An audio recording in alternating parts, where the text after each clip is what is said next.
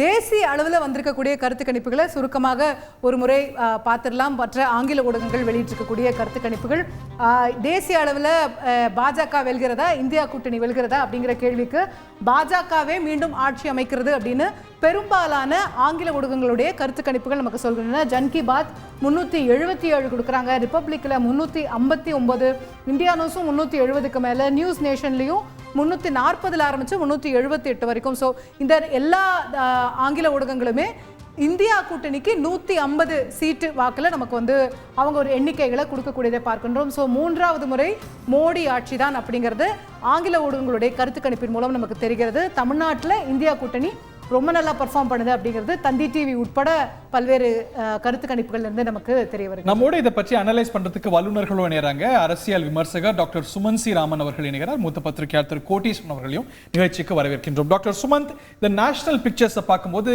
All point in one direction, எல்லாத்துலேயும் ஒரு கருத்தொற்றுமை இருக்கு. அஃப்கோர்ஸ் இதில் வந்து இந்தியா கூட்டணிக்கு இந்த கருத்து கணிப்புகள் மேல தேசிய அளவில் விமர்சனங்கள் இருக்கு. ஸோ இந்த திசை மாறும்னு நினைக்கிறீங்களா? இது டிராஸ்டிக்கா வேற திசையில ரிசல்ட்ஸா எதிரொலிக்கும் நினைக்கிறீங்களா? இல்ல, எனக்கு என்னை பொறுத்த வரைக்கும் இதுல சில சந்தேகங்கள் தான் இருக்கு இந்த கருத்து கணிப்புகள்ல. அதுல பர்டிகுலரா சில ஸ்டேட்ஸ், உதாரணத்துக்கு மகாராஷ்டிரா, கர்நாடகா போன்ற மாநிலங்கள்ல இந்தியா கூட்டணி இந்த கருத்து கணிப்புகள் கொடுப்பதை விட அதிகமாக பெறுவார்கள் அப்படிங்கிற நம்பிக்கை அவர்கள் தெரிவித்திருந்தார்கள். ஆனால் அது வந்து உதாரணத்துக்கு கர்நாடகால 22 இருந்து 25 சீட்டு பாஜகவுக்கு வரும் என்று இன்ஃபேக்ட் பாஜக தலைவர்களே வந்து அது எதிர்பார்க்கல. ஏன்னா அவங்க பேசிட்டு இருந்ததே 17-18 சீட்டு வரும், காங்கிரஸுக்கு ஒரு 10 சீட்டு போகும் அப்படிங்கிற பேசிஸ் தான் அவங்க பேசிட்டு இருந்தாங்க. ஸோ அந்த மாதிரி ஸ்டேட்ஸ்ல இட்ஸ் அ சர்ப்ரைஸ். பட் மத்திய பிரதேஷ், ராஜஸ்தான், சத்தீஸ்கர் இங்கெல்லாம் வந்து கிட்டத்தட்ட ஸ்வீப் பண்ண போறாங்கன்னு குஜராத் அங்கெல்லாம் ஸ்வீப் பண்ண போறாங்கன்னு தெரியும். ராஜஸ்தான்ல ஒரு 5-6 சீட்டு போகும், அதுங்கிறது எதிர்பார்க்கப்பட்டதுதான். பட் ஓவரால் இது வந்து ஒரு 350 இருந்து 370 சீட்டு என்டிஏக்கு வருவதுங்கிறது வந்து நான் எதிர்பார்க்கவில்லை. நான் எதிர்பார்த்தது அதை விட குறைவாக வரும் அப்படிங்கறதான் எதிர்பார்த்தேன். ஆட்சி பாஜக தான் அமைக்கும் என்பது கிட்டத்தட்ட உறுதி, அதுல எந்த விதமான மாற்று கருத்து யாருக்கும் இல்லை. ஆனால் இந்த அளவுக்கு ஒரு பெரிய வெற்றி கிடைக்குமா அப்படிங்கிறது நிச்சயமா சந்தேகம்தான். அது மேபி ஓரளவுக்கு ஓவர் எஸ்டிமேஷன் இருக்கிறதா சில மாநிலங்களில் அப்படிங்கறத பொறுத்து வந்து பார்க்கணும். இதுல கூட பாத்தீங்கன்னா பல ஒப்பீனியன் போல்ஸ்ல பிஜேபிக்கு ஒரு 303, 304 போன வாட்டி வாங்கின கிட்டத்தட்ட அதே நம்பர் தான் கொடுக்கலாம். சோ அது வருமா, இல்ல அதுல இருந்து ஒரு 20-30 சீட். ஏன்னா இந்தியா கூட்டணி இன்னைக்கு நாங்க எங்களுக்கு 295 சீட்டு வருதுன்னு வேற ஒரு ஸ்டேட்மெண்ட் விட்டுருக்காங்க. அது எங்கிருந்து விட்டுருக்காங்க? அது 295 எல்லாம் வருவதற்கு வாய்ப்பே கிடையாது. பட் அது எந்த அடிப்படையில் அவர்கள் அந்த அளவுக்கு நம்பிக்கை தெரிவிக்கிறார்கள் அப்படிங்கிறது நமக்கு புரியல. என்னுடைய எதிர்பார்ப்பு தேசிய ஜனநாயக கூட்டணி ஆட்சி அமைக்கும். நம்பர்ஸ் வந்து இந்த அளவுக்கு வருமா என்பது எனக்கு சந்தேகம். ரைட், நம்மோடு திரு கோட்டீஸ்வரனும் இணைந்திருக்கிறார். நம்ம தமிழ்நாடு நம்பர்ஸையும் பார்க்கலாம், தந்தி டிவியோட நம்பர்ஸ், மற்ற ஊடகங்களுடைய நம்பர்ஸையும் பார்க்கலாம். இதுலயே ஒரு பெரிய கருத்தொற்றுமை பார்க்க முடிகிறது. தேசிய அளவில் எப்படி பாஜக கூட்டணிக்கு ஒரு பெரிய வெற்றி இந்த எக்ஸிட் போல்ஸ் எல்லாம் கணிக்கிறதோ, இந்த எல்லா எக்ஸிட் போல்ஸுமே தமிழ்நாட்டில் திமுக கூட்டணி ஒரு பெரிய வெற்றியை தமிழ்நாட்டில் பெறாங்க அப்படிங்கிறது தான் எல்லாருடைய கணிப்பாகவும் இருக்கு. அதுல பெரிய மாறுபாடுகள் எந்த முக்கியமான கருத்து கணிப்புகள்லையும் இல்லை. அதுல பெரிய சர்ப்ரைசஸ் இருக்கும்னு எதிர்பார்க்கலாமா திரு கோட்டீஸ்வரன்? இல்லை, தமிழகத்தை பொறுத்தவரைலாம் கிட்டத்தட்ட தந்தி ஊடகத்தில் வந்த அந்த கருத்து கணிப்பு ஓரளவுக்கு கிட்டத்தட்ட கரெக்டாக தான் இருக்குன்ற மாதிரி நான் புரிஞ்சுக்கிறேன். என்ன காரணம்னு பார்த்தீங்கன்னா 2014 பெரிய மாற்றம் இல்லை, 2019 பெரிய மாற்றம் இல்லை, 2024 பெரிய மாற்றம் இல்லை என்பது தான் இங்கே ஓட்டு போடுற மக்களோட சிந்தனையாக இருக்குன்ற மாதிரி நான் கருத்து கணிப்போடு ஒத்து போகிறேன். இதில் என்னென்னா, நம்ம வந்து தந்தியில் வந்து 33 வந்து நிச்சயம்னு கொடுத்துருக்கோம், 40 வந்து மேபி திமுக அது வரலும் போகலான்ற மாதிரி இருக்கும். ஸோ அதில் வந்து அந்த 33ல் ஒரு 7 வந்து இழுபறின்னு வரும்போது அந்த 7ல் பொதுவாக ஆளுகின்ற அரசுக்கு ஒரு சாதகமான சூழ்நிலை வர்றதுக்கு வாய்ப்புகள் இருக்குது. அப்போ அவங்களோட அப்பர் லிமிட் பார்த்தீங்கன்னா 37 வரலும் போகலாம் திமுக காங்கிரஸ் கூட்டணி. ஸோ அது வந்து ஒரு கல நிலவரமாக யதார்த்தமாக இருக்குன்ற மாதிரி நான் நம்புகிறேன். ஏன்னா இந்த 37-38ன்றது வந்து திமுக காங்கிரஸ் கூட்டணிக்கு ஒரு கிடைக்காத ஒரு விஷயம் இல்லை. ஒரு காலத்தில் அண்ணா திமுகவுமே 37 சீட்டு ஜெயிச்சிருக்கிறாங்க. கடந்த தேர்தல் திமுகவுமே வந்து பார்த்திங்கன்னா 38 சீட்டு ஜெயிச்சிருக்காங்க. அப்போ ஒரு 2-3 சீட்டு தான் கடைசியில் when it going to the wire கடைசி ஓட்டு என்ற வரலுமோ இல்லை தபால் ஓட்டு என்ற போது பார்த்தீங்கன்னா அது வந்து ஒரு இழுபறின்றதே வந்து இந்த 7ன்றது ஒரு 3ஆகவோ இல்லை ஒரு 4ஆகவோ மாறத்துக்கு சாத்தியக்கூறு இருக்குது. ஸோ தமிழகத்தை பொறுத்தவரையிலும் கிட்டத்தட்ட தந்தி டிவியோட அந்த கருத்து கணிப்புன்றது ரொம்ப துல்லியமாக இருக்குன்ற மாதிரி நான் நம்புகிறேன். ஏன்னா இதில் ஒரு பெரிய இது கிடையாது. அதாவது கூர்ந்து கவனிக்க வேண்டியதுன்னு பார்த்தீங்கன்னா ஒரு 5-6 தொகுதி, அதை நீங்கள் 2 பேருமே நிறைய டீட்டெயிலாக அனலைசிஸ் பண்ணிங்க. கூர்ந்து கவனிக்கப்பட வேண்டியது பார்த்தீங்கன்னா கோயம்புத்தூர், அங்கே எப்படி பிஹேவ் பண்ண போகுது. ஏன்னா அது வந்து ஒரு ட்ரையாங்குலர் ஃபைட் ஆகிருக்கு. அதேமாதிரி ஐயா திரு ஓபிஎஸ் அவர்கள் சுயேட்சையாக நிற்கிறாரு. சுயேட்சையாக நின்று அவரால் வந்து தனிப்பட்ட முறையில் அந்த செல்வாக்கு எவ்வாறு இருக்குது அப்படின்றது மாதிரி இருக்குது. இது பாராளுமன்ற தேர்தலுன்ற அந்த புரோட்டோடைப்பை மாற்றி கிட்டத்தட்ட சட்டமன்ற தேர்தலுக்கு எப்படி ஒரு க்ளோஸ் கால் இருக்குமோ அந்த மாதிரி ஒரு 7 தொகுதி போயிருக்குன்ற மாதிரி புரிஞ்சுக்கலாம். ஆனால் அதுவுமே வந்து ஒரு 3 தொகுதி தான் கடைசியில் பார்த்திங்கன்னா ஒரு எழுபறியாக இருக்கும். மிச்சம் 4 தொகுதி வந்து ஆளுகின்ற காங்கிரஸ் திமுகவுக்கு வந்து சாதகமாக போகிறதுக்கு சாத்தியக்கூறுன்னு நான் நம்புகிறேன். அதுக்கப்புறம் சுமன் சி சார் சொன்ன அந்த கருத்து வந்து ரொம்ப முக்கியம். நிறைய இடத்துல பிஜேபி தலைவர்களே நம்ப முடியாத நம்பர்ஸ்லாம் கொடுத்துருக்காங்களோன்ற மாதிரி அவர் நல்ல ஒரு உதாரணம் சொன்னார். கர்நாடகத்தில் பார்த்தீங்கன்னா 3லேருந்து 5 சீட்டு தான் கொடுத்துருக்காங்க காங்கிரஸ் கட்சிக்கு.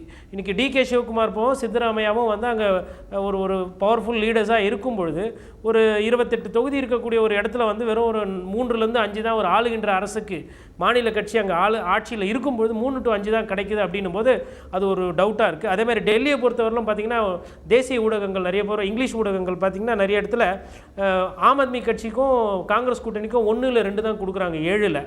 அது மேபி அந்த நம்பர்ஸ் வந்து கரெக்டாக இல்லையான்றது தெரியல. பீகாரில் பொறுத்தவரையிலும் ஆர்ஜேடி ஒரு பெரிய எழுச்சி இருக்குது. ஒரு 10லேருந்து 12% வாக்குகள் வந்து கணிசமாக உயர்ந்திருக்குன்னு சொல்லியிருந்துமே கூட பார்த்திங்கன்னா ஆர்ஜேடியையும் காங்கிரஸையும் சேர்த்து கம்யூனிஸ்டையும் சேர்த்து 10 சீட்டுக்குள்ளே சுருக்குறாங்க. அது வந்து ஒரு 40 சீட்டு இருக்கக்கூடிய ஒரு பெரிய மாநிலம். அதில் அப்போது அந்த பாட்னாவில் கூட்டம் இல்லை தேஜஸ்விக்கு வந்த அந்த இளைஞர்கள் இதுவும் வந்து ஆங்கில ஊடகங்களில் செய்தித்தாளில் நிறைய செய்திகள் வந்தது. அப்போது இது வந்து கரெக்டாக பண்ணியிருக்காங்கன்ற மாதிரி. அதே மாதிரி ஹரியானா எடுத்திங்கன்னா விவசாயிகள் போராட்டம் அதிகமாக இருக்கக்கூடிய ஒரு இடம். அந்த ஹரியானத்தில் வந்து பார்த்திங்கன்னா இன்றைக்கி ஆம் ஆத்மியும் காங்கிரஸும் கூட்டணியில் இருக்காங்க. அப்படி இருந்தும் கூட வந்து அங்கேயுமே வந்து பிஜேபி 8 இடத்துல ஜெயிக்கும் அப்படின்றாங்க. அப்போ அதுவுமே அதே மாதிரி ஜார்க்கண்டில் 14 சீட்டில் வந்துட்டு பெரும்பான்மையாக 8 to 10 பிஜேபி வரும். ஒரு 4 சீட்டு தான் போகுன்றாங்க. இந்த 2 மாநிலம் ஜார்க்கண்ட் அண்ட் டெல்லி பார்த்திங்கன்னா அந்த முதலமைச்சர்கள் கைது செய்யப்பட்டு அவர்கள் ஒருத்தர் பிணையில் வந்து பிரச்சாரம் பண்ணதையும் பார்த்தோம்.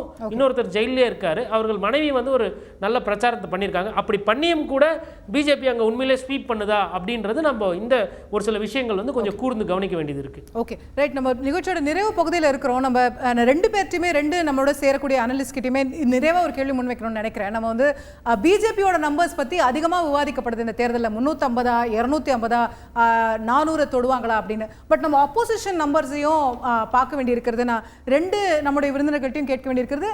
இந்தியா கூட்டணிக்கு 150 சீட்டு கிட்ட தான் வந்து கிட்டத்தட்ட பெரும்பாலான ஊடகங்கள் வந்து ப்ரொஜெக்ட் பண்ணுறாங்க. அதில் வந்து கிட்டத்தட்ட 30-35 சீட் வந்து தமிழ்நாட்டிலேருந்து வந்துடுது இந்தியா கூட்டணிக்கு. கேரளாவில் ஒரு 15-20 சீட்டு வந்துடுது. இப்போ ஒட்டுமொத்தமாக 150, அதில் இங்கே ஒரு 35 அங்கே ஒரு 20ன்னு சேர்த்தா ஒரு 35-55 சீட்டு வந்து 2 மாநிலங்கள்லேருந்து வருதுன்னும் போது காங்கிரஸ் கட்சியுடைய தேசிய பர்ஃபார்மன்ஸ் பற்றி இது என்ன சொல்லுது? இந்த தேர்தலுக்கு பிறகு அந்த கட்சி என்ன மாதிரியான மாற்றங்களை சந்திக்கும்னு எதிர்பார்க்குறீங்க? 2 பேர்ட்டேருந்தும் சுருக்கமா.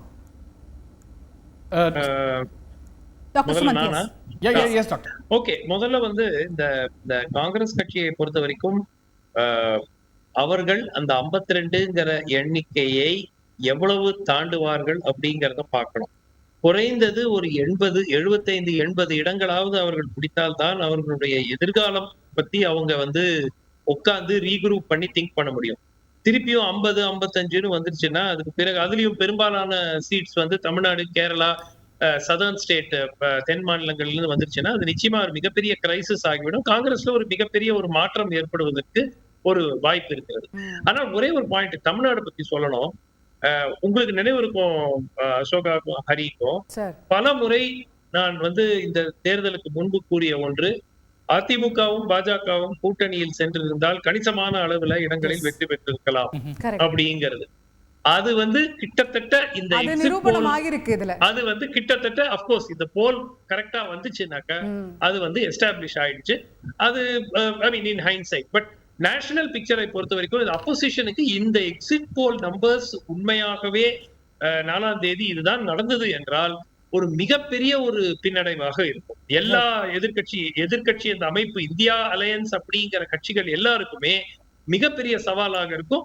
பாஜக ஒவ்வொரு கட்சியா டார்கெட் பண்ணி அவர்களை விளக்கறதுக்கு வாய்ப்பும் இருக்கிறது. ஓகே, திரு கோட்டீஸ்வரன் சுருக்கமா எனிதிங் ஆன் தி ஆப்போசிஷன்? இந்த ஆளுகின்ற பிஜேபி மெஜாரிட்டி வரும், ஆட்சி அமைப்பாங்க அப்படின்ற அந்த ஒரு பேசுபொருள் வந்து சமீபமாக இருக்குது. அதுதான் வந்து இந்த எக்ஸிட் போலும் காட்டுது. பட் அப்போசிஷன் நம்பர் தான் இங்கே ரொம்ப மோசமான ஒரு சூழ்நிலை இருக்குது. அதாவது எதிர்க்கட்சி வந்து ஒரு ஸ்ட்ராங்காக இருந்தால் தான் அது ஜனநாயகத்துக்கு நல்லது. என் பார்வையில் பார்த்திங்கன்னா பஞ்சாப், ராஜஸ்தான், கர்நாடகா, தெலுங்கானா இந்த 4 ஸ்டேட்லையுமே வந்து காங்கிரஸ் கடந்த தேர்தலை விட இந்த வாட்டி நல்லா பண்ணுவாங்கன்ற மாதிரி சொல்கிறாங்க அங்கே இருக்கக்கூடிய நண்பர்கள். குறிப்பாக பஞ்சாபில் ஒரு 7 சீட்டு, ராஜஸ்தானில் ஒரு 5 சீட்டு, கர்நாடகத்தில் ஒரு 10, தெலுங்கானாவில் ஒரு 10 வந்தால் கூட அவங்களுக்கு அதுலேயே வந்து ஒரு 32 சீட்டு வருது. நார்த் ஈஸ்ட் ஸ்டேட்ஸ் எடுத்திங்கன்னா அஸ்ஸாம், மணிப்பூர், கோவாவில் இந்த வாட்டி நல்லா பண்ணுவாங்கன்ற மாதிரி சொல்கிறாங்க. அதில் ஒரு 6 சீட் வந்தால் கூட அவங்களுக்கு ஒரு ஆல்ரெடி ஒரு 52, இதில் ஒரு 40 வந்தாலுமே 90 ஈஸியாக வராங்க. ஆனால் அந்த 90 கூட வந்து எந்த ஒரு எக்ஸிட் போல்லையும் வரலை. நம்ம பேசின ஆட்களும் பத்திரிகையாளர்கள் தான், இது கலையத்தில் எடுத்தவங்களும் பத்திரிகையாளர் தான். இது எங்கே போகுதுன்றதை பார்க்கணும். பட் ஒருவேளை சுமன் சார் சொன்ன மாதிரி இந்த நம்பர் தான் அப்போசிஷனுக்கு வந்ததுன்னா அது ஒரு பெரிய ஷாக்கு. கொஞ்ச நாளைக்கு முன்னாடி ஐயா யோகேந்திர யாதவ் ஒன்று சொன்னார், ஒரு பல வருஷங்களுக்கு முன்னாடி, இந்த மாதிரி வந்து ரிசல்ட் வருதுன்னா இதுக்கு காங்கிரஸ் கட்சி தேவையே இல்லைன்றது. ஒருவேளை இந்த ரிசல்ட் தான் வந்ததுன்னா அப்போ அவங்க கட்சியை வந்து கண்டிப்பாக அவங்க அரசியல் பண்ணுறதா இல்லை எந்த மாதிரி அரசியல் பண்ணுறது அவங்க கண்டிப்பாக கூர்ந்து கவனிக்கணும்.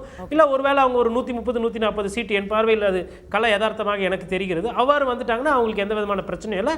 ஒரு எதிர்கட்சியிலே உட்காந்தாலும் அது ஜனநாயகத்துக்கு வந்து வலிமை சேர்க்கிற மாதிரி ஒரு தீர்ப்பாக நான் பார்க்கிறேன். ரைட், நன்றி திரு கோட்டீஸ்வரன், திரு டாக்டர் சுமந்த், 2 பேருக்குமே இந்த தொகுப்பில் இணைந்ததற்கு நன்றி.